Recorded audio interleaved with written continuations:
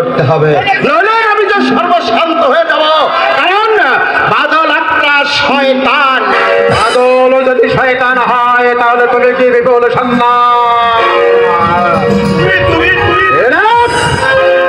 খবরদার পকেটে হাত দেওয়ার চেষ্টা করলে তোমার প্রাণটাই কিন্তু উড়ে যাবে শয়তান। এইবার কে তোমাকে বাঁচাবে? ভেবেছিলে আমার বোনকে শেষ করে দিয়েছো বলে আমাকেও শেষ করে দেবে, তাই না? রস তুমি, আমি তোমার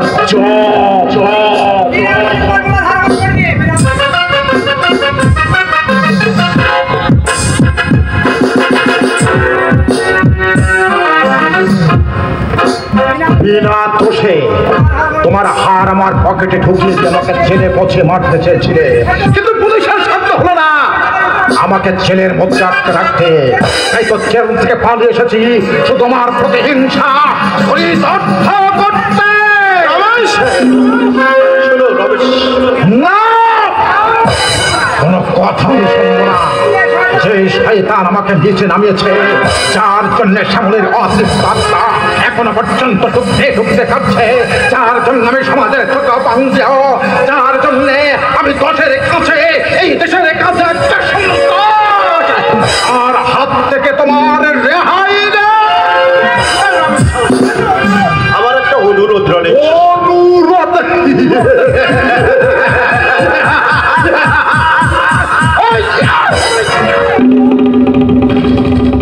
বিপুল সন্ধ্যা, অনুরোধ, তাই না? এই জানোয়ার আমার বোন শ্যামলী হয়তো তোমার পায়ে ধরে কত অনুনয় বিনয় করেছিল, কিন্তু তুমি তাকে ক্ষমা করো নি। তাই তো মাঝে মাঝে বলে যায় আমি এই সভ্য জগতের মানুষ। যখনই মনে পড়ে তার কথা, তার চোখের জল, তখনই আমার হৃদয়টা কেঁপে ওঠে। যার জীবনের একমাত্র দেবতা ছিল এই দেশের মঙ্গল, তার হাত থেকে তোমার রেহাই নেই। ক্ষমা করে দাও, আমাকে মেরে দাও, আমাকে তুমি মেরে না রবে। প্রতিশোধ, প্রতিশোধ চাই, চরম প্রতিশোধ। তোমার আলোকিত জীবনে আমি নেমে দেব অমাবস্যার বিকাশ কালো অন্ধকার মৃত্যুর জন্য।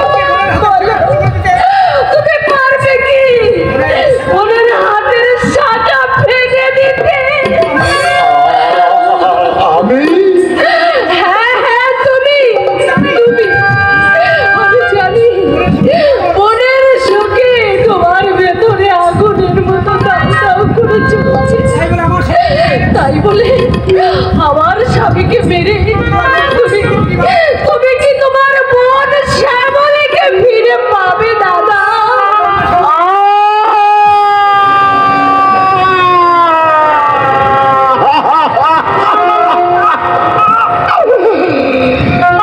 পারলাম না শ্যামলী, আমি পারলাম না।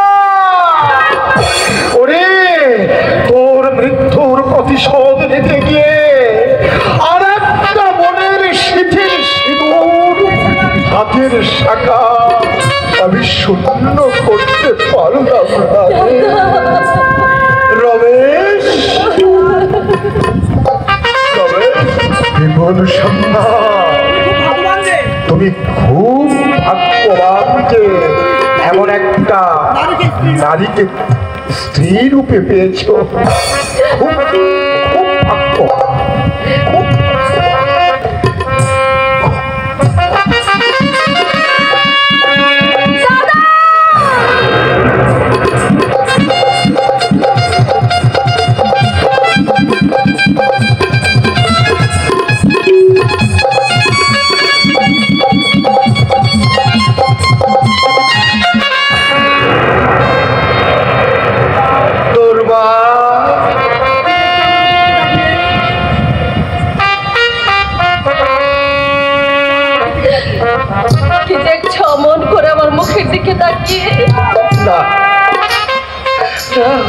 কিছু না দুর্বল,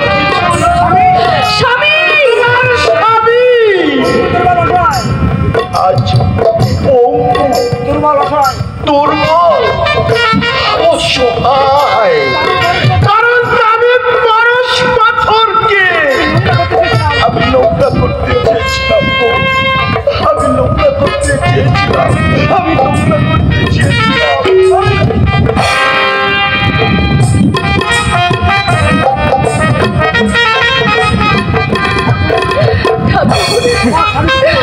আমার স্বামীকে তুমি অন্ধকারের পথ থেকে আলোর পথে ফিরিয়ে দাও ঠাকুর।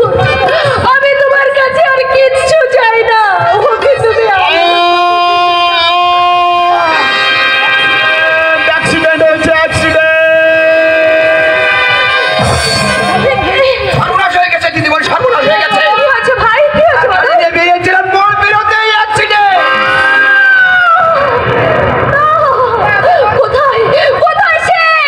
আমি হাসপাতালে ভর্তি করে দিয়েছি, আমি আপনাকে নিতে যাচ্ছি। ডাক্তারদের অনুমান তার দুটো চোখ অন্ধ হয়ে যেতে পারে। কেন কেন তাকে গাড়ি চালাতে দিল? ড্রাইভার কোথায় ছিল? সারা দিন নিজেই ড্রাইভিং করছিলেন। আমি আপনাকে নিতে যাচ্ছি, এক্ষুনি চলুন হসপিটালে, এক্ষুনি চলুন। চলো ভাই, এক্ষুনি আমাকে নিয়ে চলো। সব কিছু ফেলে যদি তোমার আগে চলে যায়, তুমি কেঁদো না, জীবনের পারে আমি তব পথ চেয়ে রব, তুমি ভেবো না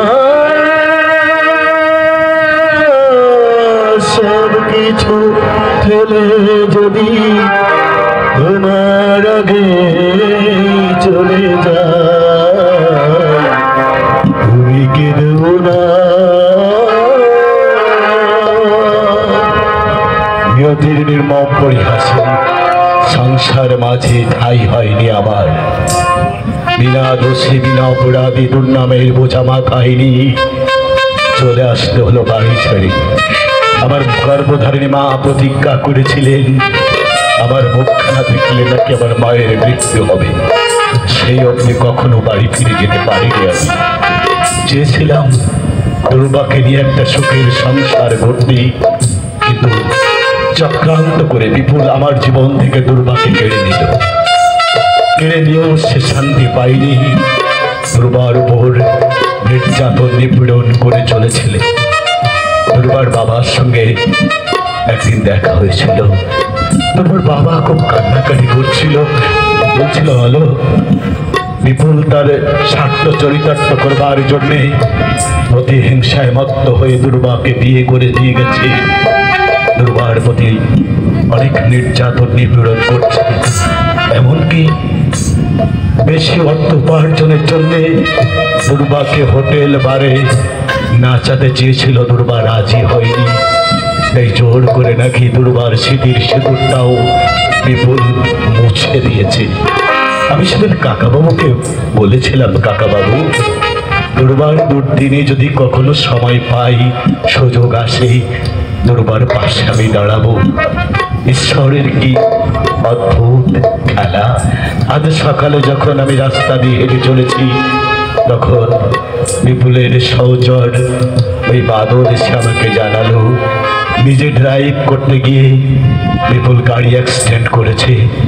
আমি খবরটা শুনে ছুটে গেলাম হাসপাতালে। হাসপাতালে গিয়ে দেখলাম বিপুল হাসপাতালের বেডে শুয়ে আছে। আমি ডাক্তার বাবুর কাছে গেলাম।